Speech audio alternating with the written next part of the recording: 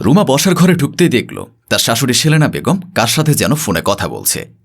রুমাকে দেখেই তিনি ফোনটা রেখে দিয়ে আফসোসের সুরে বলতে লাগলেন, রোজার সময় এসে গেল, কয়েকদিন পর ঈদ। এখনই শুনলাম আমার বোন আমিনা ছেলের শ্বশুরবাড়ি থেকে পুরো পরিবারের জন্য 2 সেট করে দামি দামি জামা কিনে এনে দিয়েছে। সবাই কত খুশি, আর আমার কপাল দেখো। রুমা বুঝতে পারল তার শাশুড়ি তাকে এসব শোনানোর জন্যই বলছে। তবে রুমা কিছু না বলে ঘর ঝাড়ু দিতে লাগল। সেলেনা বেগম আবার বললেন, গতকালকেও তো আমার বান্ধবীর সাথে কথা হলো, তার ছেলে শ্বশুরবাড়ি থেকে নাকি আগামী 20 দিনের ইফতারির জন্য যাবতীয় সব ফলমূল আর খাবার পাঠিয়ে দিয়েছে। রুমা ঝাড়ু দিতে দিতেই বলল, আপনার বান্ধবীর বৌমা আর বোনের বৌমার বাপের বাড়ির লোকজন নিশ্চয়ই বড় লোক আর অনেক টাকা পয়সা আছে, তাই না মা? না হলে এত জিনিস দেওয়া তো চারটিখানি কথা না। সেলেনা বেগম দীর্ঘ নিঃশ্বাস ফেলে বললেন, সেটা তো বড় কথা নয় বৌমা, কিছু দেওয়ার জন্য বড় মন থাকাটা বেশি জরুরি। রুমা ঝাড়ু দেওয়া থামিয়ে শাশুড়ির দিকে তাকিয়ে হালকা হেসে বলল, তার মানে বড় মন থাকলেই আপনি দামি দামি জিনিসপত্র দিতে পারবেন, টাকা লাগবে না? সেলেনা বেগম এবার মুখটা জড়িয়ে বললেন, আমার সব কথা তো ধরো কেন বলো দেখি। এখনকার মেয়েরা দেখি কথাতে ভুল ধরার জন্য উন্মুখ হয়ে থাকে। নিজের কাজ করো। রুমা আর কথা না বাড়িয়ে নিজের কাজে মনোযোগ দিল। রাতে খেতে বসেছে রুমা ও তার স্বামী সাহিল। অন্য পাশে বসেছেন সেলেনা বেগম। রুমা সবাইকে খাবার বেড়ে দিচ্ছে। সেলেনা বেগম খাবারের এক পর্যায়ে বললেন, সাহিল, বাপ, আশেপাশে সবার বৌমার বাপের বাড়ি থেকে এটা ওটা পাঠানো হচ্ছে। তোর খালা আজকে কল করে আমাকে গল্প শোনালো। আমাকেও জিজ্ঞেস করলো তোর শ্বশুরবাড়ি থেকে কি দিয়েছে। আমি তো কিছুই বলতে পারছি না, লজ্জায় তো মাথা কাটা যাচ্ছে আমার। রুমা সবে খাবার মুখে তুলেছিল। সেলেনা বেগমের কথাই আর খাবার গিলতে পারল না। সাহিল ফট করে রুমাকে বলল, তোমার বাবা তো সবসময় অল্পের মধ্যে দিয়ে বেঁচে যায় রুমা। বিয়েটা দিয়েছে অল্পের মধ্য দিয়ে, তেমন আয়োজনও করেননি। আবার দেনা পাওনাও আমরা তেমন কিছু চাইনি। এবার অন্তত তোমার বাড়ি থেকে সামান্য উপহার আশা করতেই পারি। রুমা শান্ত স্বরে বলল, চেয়ে চেয়ে নেওয়া জিনিসকে কি উপহার বলে সাহিল? কি করব বলো? তোমার বা তোমার পরিবারের মধ্যে তো সামান্য জ্ঞানটুকুও নেই যে রোজার ঈদের মধ্যে মেয়ের শ্বশুরবাড়ির লোকজনকে কিছু দেওয়া উচিত। তাই আমাদেরকে মনে করাতে হচ্ছে। কথার মাঝে সেলেনা বেগম গম্ভীর সুরে বললেন, দেখো বৌমা, আমাদের তো একটা সম্মানের ব্যাপার আছে। আমাদের আত্মীয় স্বজনের সবার বাড়িতেই রোজার সময় এমন হয়। বউ থাকলে বউয়ের শ্বশুরবাড়ি থেকে এটা ওটা দিয়ে থাকে। তোমার বাবার এত সামর্থ্য নেই জানি, তবুও মেয়ের শ্বশুরবাড়ির সম্মানের কথা ভেবে সামান্য কয়েক কেজি খেজুর আর কিছু ফলমূল দিলেই হবে। রুমা সব শুনে খানিকটা চিন্তিত হয়ে জবাব দিল, কিন্তু মা, রমজান উপলক্ষে বাজারের জিনিসপত্রের দাম তো দ্বিগুণ হয়ে গিয়েছে। খেজুরের দাম তো তুঙ্গে উঠে গিয়েছে। বাবার হাতের অবস্থাও তেমন ভালো নয়। এই অবস্থায় কি করে?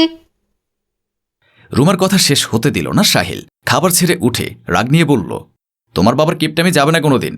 অবশ্য না যাওয়ারই কথা। ভালো একটা শ্বশুরবাড়ি পেয়েছে। তোমাকে তো তেমন দেনা পাওনার ব্যাপারে চাপও দেওয়া হয় না। ঘাট হয়েছে আমাদের। দিতে হবে না তোমার বাপের বাড়ি থেকে কিছু। সাহিল নিজের ঘরে চলে গেল। সেলেনা বেগমও চোখে মুখে বিরক্তি নিয়ে উঠে চলে গেলেন। খাবারের পাতে বসে চোখে পানি চলে এলো রুমার। তবে মুখ থেকে কোনো শব্দ বের হলো না। এরপর থেকে সাহিল এবং সেলেনা বেগম কেউই রুমার সঙ্গে তেমন কথা বলে না। দুজনে রুমার থেকে মুখ ঘুরিয়ে নিয়ে থাকে। তাদের এমন আচরণ সহ্য করতে না পেরে রুমা বাধ্য হয়ে তার বাড়িতে কল করে শ্বশুর বাড়িতে রমজান উপলক্ষে জিনিসপত্র দেওয়ার কথা জানায়। হঠাৎ একদিন রুমাকে দুটো বড় বড় ব্যাগ নিয়ে বসার ঘরে ঢুকতে দেখেই অবাক হন সেলেনা বেগম। রুমার দিকে এগিয়ে গিয়ে তিনি জিজ্ঞাসা করলেন, এসব কি বৌমা? রুমা মৃদু হেসে বলল, আপনাদের ইচ্ছে পূরণ হয়েছে মা। আমার বাপের বাড়ি থেকে 2 ব্যাগ ভর্তি খেজুর আর অন্যান্য ফলমূল পাঠিয়েছে। রুমার কথা শোনা মাত্র সেলেনা বেগমের মুখে প্রাণবন্ত হাসি দেখা গেল। সত্যি? দেখি দেখি। সেলেনা বেগম রুমার এক হাত থেকে ব্যাগ নিয়ে ভেতরে দেখলেন। রুমা তাচ্ছিল্যের দৃষ্টিতে শাশুড়ির এমন কাণ্ড দেখছে। অতঃপর সেলেনা বেগম রুমার মাথায় হাত বুলিয়ে দিয়ে বললেন, আমি জানতাম তুমি তোমার স্বামীর বাড়ির মাথা হেঁট হতে দিবে না। কথা শেষ করে সেলেনা বেগম খুশিতে গদগদ হয়ে নিজের ঘরে গেলেন। সারাদিন রোজা রাখার পর শরীরটা বেশ খারাপ করছে রুমার। আজকে একটু বেশি মাথাও ঘুরছে। বেগুনি না রান্না করে চুলো বন্ধ করে ফেলল রুমা। রান্নাঘর থেকে বের হওয়ার সময় সেলেনা বেগম তা দেখে বলল, সব রান্না শেষ বৌমা? খাবার টেবিলে বেগুনি আর আলুর চপ দেখলাম না যে। রুমা ক্লান্ত ভঙ্গিতে বলল, রান্না করতে চেয়েছিলাম মা, কিন্তু শরীরটা ভালো লাগছে না আজকে বেগুনি আর আলুর চপ ছাড়া ইফতারি করলে কি সমস্যা হবে? ছোলা, জিলাপি, ডিমের চপ আরও অনেক কিছু তো আছে।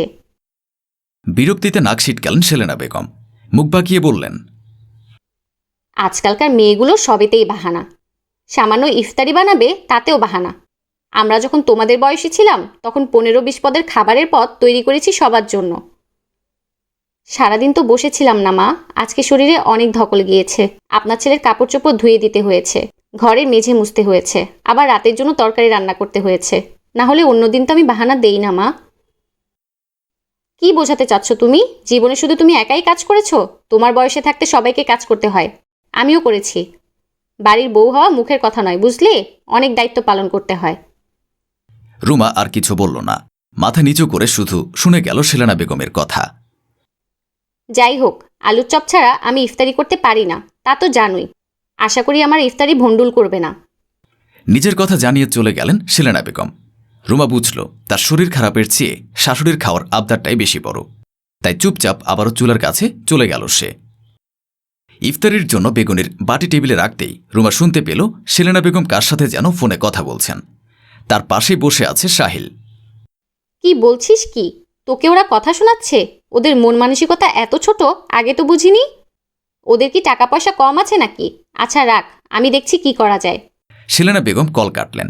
সাহিল বিচলিত হয়ে জিজ্ঞেস করল, কি হয়েছে মা? কি বলল লামিয়া? তোর বোন বলল যে ওর শ্বশুরবাড়ি থেকে ওকে অনেক কথা শোনানো হচ্ছে। আমরা ওদের বাড়িতে রমজান উপলক্ষে কিছু পাঠাচ্ছি না তাই। তোর বোনের বড় জায়ের বাপের বাড়ি থেকে নাকি 40,000 টাকা জামা কাপড় পাঠানো হয়েছে। সে কারণে লামিয়াকে সারাদিন খোঁচানো হচ্ছে। কিন্তু এটা তো ঠিক নয়। শুনেছিলাম লামিয়ার জায়ের বাপের বাড়ির লোকজন অনেক বড় লোক, সে কারণেই ওরা এত কিছু দিতে পেরেছে। আমাদের অবস্থাও তো বুঝতে হবে। রুমা সাহিলের সামনে গিয়ে হাসি মুখ করে বলল, কেন সাহিল? কোনো কিছু দেওয়ার জন্য মন বড় থাকতে হয়। মন বড় থাকলে তবেই তো উজাড় করে দেওয়া যায়, তাই না মা? রুমার কথায় থতমত খেলেন সেলেনা বেগম। তিনি বুঝতে পারলেন রুমা আজকে ওনাকে কথাগুলো ফিরিয়ে দিচ্ছে।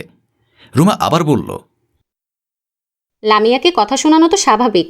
আমার বাপের বাড়ি থেকে কিছু না দিলে যদি তোমাদের লজ্জায় মাথা কাটা যায়, তবে লামিয়ার শ্বশুর বাড়িতেও তো একই অবস্থা হওয়ার কথা। রুমার কথায় সাহিল আর সেলেনা বেগম উভয়ের মুখ থমথমে হয়ে গেল। একে তো সামনে ঈদ, আমাদেরও তো সামনে বাজার করতে হবে, তার উপর লামিয়া শ্বশুরবাড়ির আবদার কি করে মেটানো যায়? কিপটামি করে তো লাভ নেই সাহিল, ব্যাপারটা তোমার বোনের সঙ্গে জড়িত। সারা জীবন কি কিপটামি করেই চলবে? সাহিলের মুখ ছোট হয়ে গেল। রুমার মুখে আজ বিজয়ের হাসি। ভাগ্য আজ বদলেছে, যার কথা তাকে সে ফিরিয়ে দিতে পেরেছে। রুমা চুপচাপ গিয়ে টেবিলে বসল। আজ হঠাৎ লামিয়া এসেছে সেলেনা বেগমের কাছে। লামিয়ার চোখ মুখ দেখে মনে হচ্ছে তার মেজাজ খারাপ। সে সেলেনা বেগমকে বলল, সারাদিন রোজা রেখে কত কাজ করব মা, বলতে পারো? ইফতারিও নাকি আমাকেই সব তৈরি করতে হবে। বড়জা ঠিকই সাহায্য করে, কিন্তু রোজা রেখে সবার এত চাহিদা আমি পূরণ করতে পারবো না, তাই চলে এসেছি। সেলেনা বেগম স্নেহের সঙ্গে মেয়ের মাথায় হাত বুলিয়ে দিয়ে বললেন, তাদের কি আক্কেল বলতে কিছুই নেই? সারাদিন রোজা রেখে শেষে আগুনের কাছে এত কাজ করা যায়? মা মেয়ের কথার মাঝে উপস্থিত হল রুমা। একগাল হেসে বলল, কেন পারবে না মা? আপনি যখন আমাদের বয়সী ছিলেন, আপনি তো একা হাতে 15-20 পদের খাবার তৈরি করেছেন রোজা রেখে। আমিও তো একা একা সব খাবার রেডি করি। লামিয়ার তো বড়জা সাহায্য করে, তাহলে কেন পারবে না? আজকেও জবাব দেওয়ার মতো মুখ পেলেন না সেলেনা বেগম। অপরাধীর মতো মাথা নিচু করে রুমা তার ননদ লামিয়াকে উদ্দেশ্য করে বলল, মায়ের কাছে কিছু শেখো লামিয়া, মা কিন্তু অনেক পরিশ্রমী ছিলেন, তোমারও তেমনই হওয়া উচিত। বাহানা না খুঁজে শ্বশুরবাড়িতে ফিরে যাও, বুঝলে? লামিয়া মুখ কালো করে বসে রইল। আমরা সব সময় নিজেরটুকু বুঝি, অন্যকে বোঝার চেষ্টা করি না। অন্যের সঙ্গে অন্যায় করলে পরবর্তীতে সে অন্যায় আবার আমাদের দিকেই ফিরে আসে। তাই আমাদের উচিত অন্যের প্রতিও নিষ্ঠাবান ও যত্নশীল থাকা। ইট মারলে পাটকেলটি খেতেই হয়।